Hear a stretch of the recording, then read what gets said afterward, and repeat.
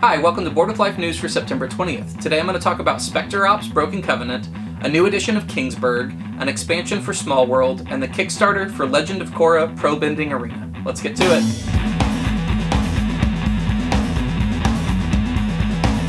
Hey, I'm Chris. Welcome to Board with Life News. I think next week I'm going to release my top 10 games coming out at Essen Spiel preview video, which are just my most anticipated games coming out at Essen next month. Essen, if you don't know, is, I think, the biggest gaming convention in the world. Gen Con sort of claims it. It depends if you're going off turnstile or total number or something. Anyways, it's huge. And it's in Germany. It's in Essen, Germany. And that is when, especially Euro games, like tons and tons and tons, hundreds and hundreds of games come out there each year. So yeah, I'll go through their list. I'll go through all hundreds and hundreds of them. And I'm going to pick the ones I'm most excited about and let you know. So hopefully you're excited about those as well. Alright, on to the gaming news. Plaid Hat Games announced Spectre Ops Broken Covenant, and beyond a box cover and a very slight kind of flavor description, we don't have a lot of info about this, aside from the fact that it's going to be a standalone game. I'm going to be a really good journalist and really ethical and just totally talk about speculation now. I assume that this is going to be kind of like Dead of Winter, The Long Night, which was the follow-up to Dead of Winter, which was a standalone expansion. Basically the same game, but like new maps, new cards, new characters, and you could... It was like a standalone expansion, and that you could use those characters and those maps with the original box and all that kind of stuff. So I'm assuming that this is going to be kind of the same thing, where it's a standalone expansion where it's the Spectre Ops game, but you're going to have a new board with... new locations and stuff like that, and you're going to have a bunch of new characters that you can use in the base game. I like Spectre Ops a lot. It's Casey, if you're familiar with Casey from Board of Life. I believe it's still his favorite game. So, yeah, exciting for new Spectre Ops. Kingsburg, a game released in, I think, 2007 originally, is getting a reprint. Kingsburg is a dice placement game. It's one of my favorite dice placement games, and dice placement is my favorite kind of sub-genre of board game, so obviously I'm a big fan of Kingsburg. The thing with Kingsburg is there were a couple of little... They weren't errors in the original game, they were just things that people weren't super fond of, and they released an expansion, and the expansion kind of fixed all that stuff and added some new content and made it...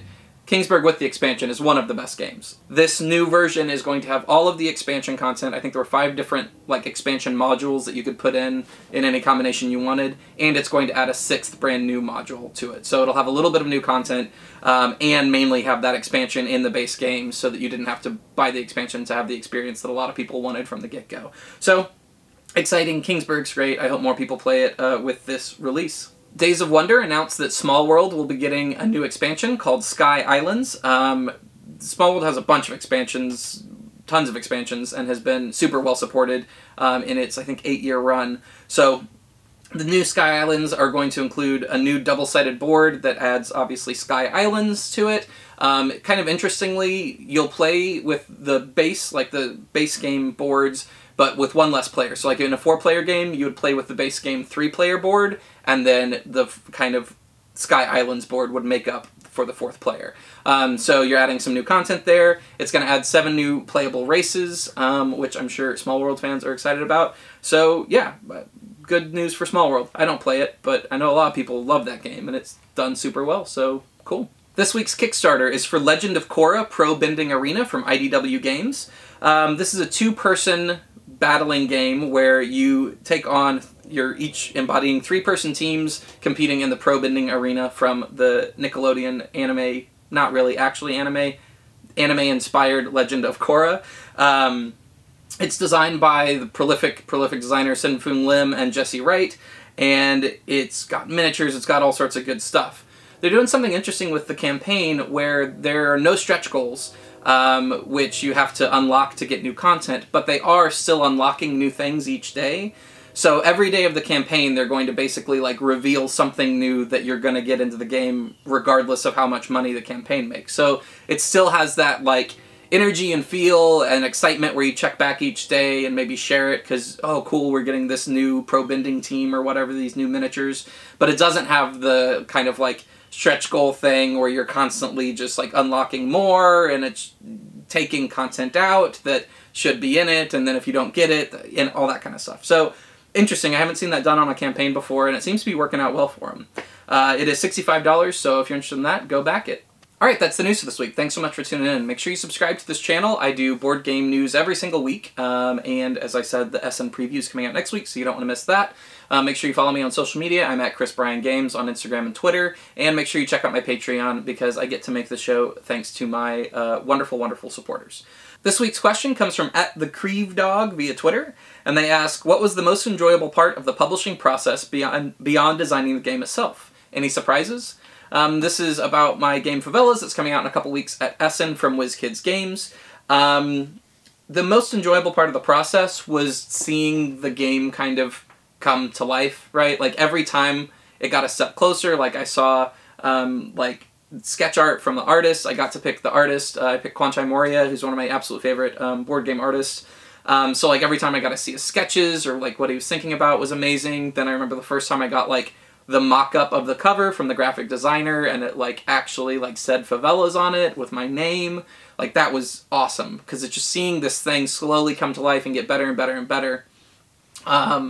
So that whole process was awesome. I haven't gotten a physical copy of the game yet. Like they're still producing it, I imagine. So like I haven't been able to like hold it in my hands and like see the components and that kind of stuff like actually made. So I imagine that is going to really kind of be the best part, and then seeing it on shelves and seeing people play it like out in the wild, I'm sure will be great because I really want people to play the game because I'm very, very proud of it. Any surprises? No like huge surprises. I had already gotten previously, even though this is going to be my first published game, I've been working with other publishers on other games that I'd had signed previously. So like I already had sort of seen some of the behind the scenes of how this stuff works. I would say the general surprise is how much work there's still to be done after you sign a game. And given I voluntarily took on more work than I needed to, like I was heavily involved in the art direction of the game and stuff like that, just because I enjoyed that and I wanted to be involved in that. Whereas I think I totally could have given them the game and said, use your best judgment, and they would have done that. But yeah, I mean, it was, given this game had a very, very short timeline between being signed and coming out. A normal game takes 1.5 years, 2 years plus from being signed to like actually hitting shelves. And this is going to be, I signed it on March 20th this year. So like 6-7 months.